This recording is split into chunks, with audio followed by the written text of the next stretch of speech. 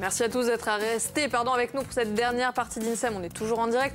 Vous vous souvenez, tout à l'heure, on avait Fabrice et Estelle de Sapone et Noustral qui avaient commencé à nous fabriquer du savon. Alors voilà le produit fini. Il aurait fallu attendre encore 24 heures pour pouvoir démouler les savons et attendre 2 mois pour pouvoir obtenir ce produit-là. Alors, si vous avez envie d'en apprendre davantage sur les savons, n'oubliez pas Sapone et Noustral. Mais tout de suite, une autre découverte. Chaque année, au mois de mai, est organisée la fête de la nature. Des milliers de manifestations gratuites un peu partout en France. La thématique 2017, ce sont les super pouvoirs de la nature et elle en a plein. Alors au programme, observation des écosystèmes, des espèces ainsi que des milieux naturels qui ont le pouvoir entre autres de produire des matières premières, de la nourriture et de l'énergie. C'est le cas de l'eau. Du coup, rendez-vous au barrage de Tôle. Cette 11e édition va nous permettre de lever en partie les mystères de ces super pouvoirs. Si vous avez envie de réagir, de poser des questions, vous pouvez nous appeler en direct au 0800 3x0 900 ou alors nous écrire sur Facebook. Il y a un post, Elisa, vous veillez. Exactement, il y a un post avec une affiche trop mignonne, vous ne pouvez pas ne pas craquer, donc n'hésitez pas à envoyer vos questions, on les lira en direct. Alors tout de suite, on a rendez-vous avec les super héros de la science. C'est parti.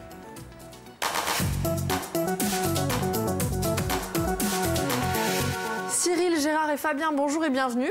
Bonjour, merci d'être avec nous pour nous parler de cette belle manifestation. Alors on va faire les présentations. À côté de moi, nous avons Cyril Lorenz. Vous êtes responsable de l'exploitation des installations hydroélectriques de Corse du Sud.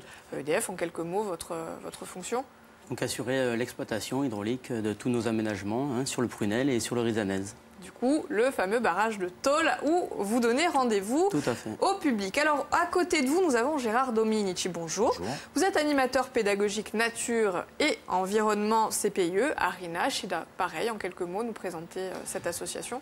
Nous, on a pour mission de prêcher la bonne parole sur le grand thème de la préservation de l'environnement. Auprès plutôt des scolaires, des plus jeunes? Des scolaires et également du grand public. Même des plus grands, parce qu'il y a besoin. Absolument. On est bien d'accord. Et enfin, Fabien Arrigue, bonjour. Vous êtes directeur du Conservatoire d'espaces naturels de Corse. Alors le conservatoire, pareil, même exercice, quelques mots, la présentation. Conservatoire d'espaces naturels, comme vous venez de l'indiquer, donc c'est un conservatoire. Donc on a en gestion 300 hectares sur toute la Corse, ce qui représente environ une vingtaine de sites. Mais on ne fait pas que de la gestion de sites, on fait aussi de l'éducation, de la sensibilisation à l'environnement, du suivi d'espèces, de l'expertise scientifique, etc. D'accord, et vous êtes basé, vous? À Borgo, mais comme le conservatoire c'est sur l'ensemble de la Corse, on a aussi une antenne à Propriane, pour la Corse du Sud.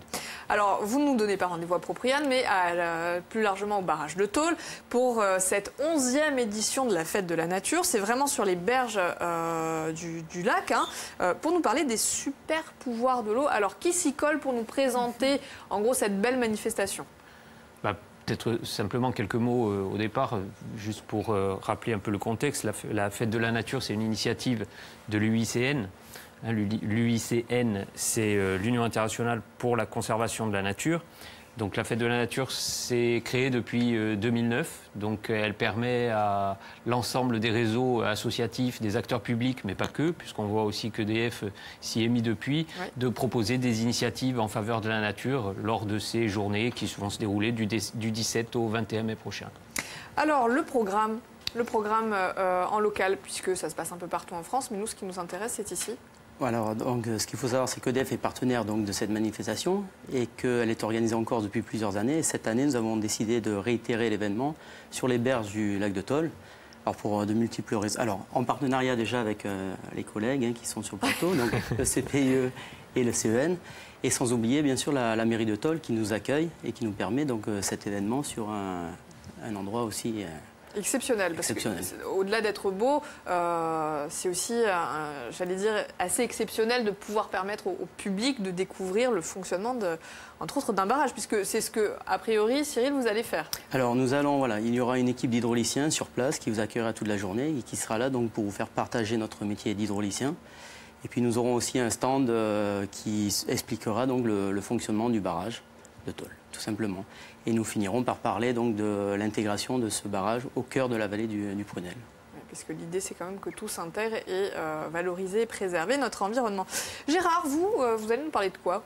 Justement, puisqu'on est en train de parler d'intégration et d'harmonie, nous, ce qui nous intéresse, c'est de sensibiliser le public, notamment les générations futures, à ne pas faire n'importe quoi avec la nature, à ne pas jouer aux apprentis sorciers, notamment par l'introduction d'espèces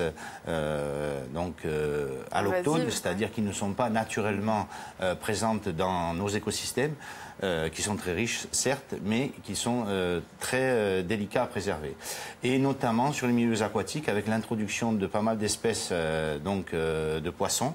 Et on s'aperçoit maintenant que le caractère de nos cours d'eau est en train de changer parce que justement, des gens ont introduit des espèces qui n'y vivaient pas jusqu'à aujourd'hui. Alors, des exemples peut-être? On voit plein de poissons défiler pendant que vous parlez. Alors, il y a des poissons qui défilent effectivement, mais pour vous donner un exemple, il n'y a pas longtemps, on nous a signalé des gens qui ont pêché des silures dans la Gravonne. Donc, oui, naturellement. Je veux dire, là, voilà, il est bien évident que ce sont des espèces qui ne sont pas arrivées seules. Dans les divers lacs artificiels ou naturels, on trouve maintenant une dizaine d'espèces différentes. Et c'est catastrophique parce que ça modifie non seulement la chaîne alimentaire, mais également les écosystèmes qui sont très riches. D'accord. Et j'allais dire pour vous également, ça va être quoi, des ateliers que vous allez mettre en place? Vous allez nous parler de quoi? Oui, c'est aussi des ateliers. On poursuit le même but avec le CPIE à ce niveau-là. C'est de la sensibilisation, de l'éducation. Nous, on axe principalement sur la biodiversité et la découverte du milieu naturel du lac. Avec une originalité, c'est qu'on va proposer au public des visites en pirogue. Ce qui fait qu'on va pouvoir appréhender l'environnement d'une manière un peu originale, puisqu'on a surtout l'habitude de se promener sur les berges. Et bien là, on va être vraiment à l'intérieur de ce lac et on va pouvoir avoir une vision un peu différente de ce qu'on peut avoir quand on se balade simplement sur les rives. Vous en parlez avec des étoiles plein les yeux. Hein. Oui, parce que pour l'avoir fait, pour l'avoir vécu, c'est vraiment une expérience très enrichissante et très intéressante pour découvrir la nature, parce qu'on voit des choses qu'on ne voit pas forcément de la rive. Voilà. Et puis aussi, je me permets, on a aussi d'autres ateliers un peu plus artistiques et un peu plus pour le jeune public, autour de la peinture et de la connaissance. Gérard parlait des poissons et des espèces introduites. Nous, on va essayer de sensibiliser aussi le plus jeune public à une espèce emblématique des zones humides de Corse, c'est la fameuse tortue cistude, la tortue aquatique. C'est celle qu'on voit là? C'est celle-ci. Elle est en plateau, elle est en plateau. Ah oui, évidemment, pardon, excusez-moi. Elle est invitée, Célia. La tortue cistude, qui est une espèce protégée et qui est aussi menacée actuellement par justement aussi l'introduction d'autres espèces comme la tortue de Floride, par exemple. Ouais. Donc on est en plein dans la problématique dont parlait Gérard il y a quelques minutes. Et les enfants eux-mêmes sont impliqués à ces problématiques-là, puisqu'on s'aperçoit que ces diverses tortues qui sont relâchées chez nous proviennent des animaleries. Et ce sont des animaux qu'on achète à l'occasion d'un anniversaire ou de petites fêtes banales, et dont les enfants ne mesurent pas les conséquences parce qu'ils les relâchent dans la nature. Donc c'est vraiment faire conscience qu'un tout petit geste peut avoir des conséquences en cascade sur l'environnement. Les poissons rouges dans les lacs, par exemple. Par exemple. Est-ce qu'il y a des actions qui sont faites un petit peu partout en Corse pour justement la fête de la nature? Ou c'est juste Atoll? Non, il y a des actions qui sont prévues. Je crois déjà sur le territoire national, il y a plus de 5000 actions, 5000 projets qui ont été labellisés. Et sur la Corse, je n'ai pas le chiffre exact, mais il y a plusieurs initiatives qui sont portées par les associations, les partenaires publics, etc. Voilà, pour la fête de la nature, peut-être dans les écoles, des sensibilisations. Dans les écoles, sur des lieux publics. On sera également sur Bastia pour... le printemps de l'environnement et la fête de la nature à Bastia le 20 mai. Donc vous voyez, il y a des manifestations un peu partout. Il y a le site officiel de la fête de la nature justement qui répertorie tout le programme à l'échelle nationale. Donc si vous êtes intéressé par un événement, vous pouvez essayer de chercher. Vous parlez beaucoup des enfants, des plus jeunes. À qui ça s'adresse de manière globale cet événement et en particulier celui de Tôle? Alors c'est un événement, rappelons, qui est gratuit déjà et qui s'adresse donc à tous et à tous, donc aux plus jeunes comme aux adultes. Donc c'est pas forcément que des scolaires, ce sont pas des classes. On peut les familles en général, puisque le magnifique site de Tôle permet déjà des très belles balades. Et si en plus il y a la possibilité de s'intéresser aux écosystèmes et de connaître vraiment le milieu animalier, c'est un plus pour ces familles qui vont se rendre sur ce site-là. La journée se veut vraiment un moment de partage et de convivialité autour de ce site exceptionnel. Bah justement, vous parlez de ça, c'est un programme qui semble très convivial, presque ludique, et pourtant l'objectif final, c'est quand même de sensibiliser aux enjeux environnementaux, et c'est quand même, le message est toujours compliqué à faire passer. C'est peut-être quelque chose qu'il faut rabâcher.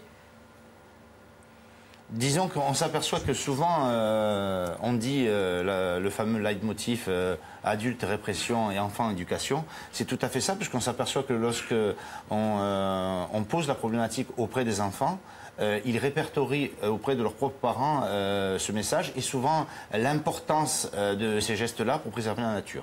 Donc on s'aperçoit que les enfants ont le premier rôle quand même. Ils repassent ensuite, ils rabâchent à la maison. Voilà. Alors moi j'ai un avis qui diverge un peu plus de celui de Gérard par rapport à ça, hein, parce que je pense que c'est surtout les parents qui éduquent les enfants. L'inverse est un peu moins vrai.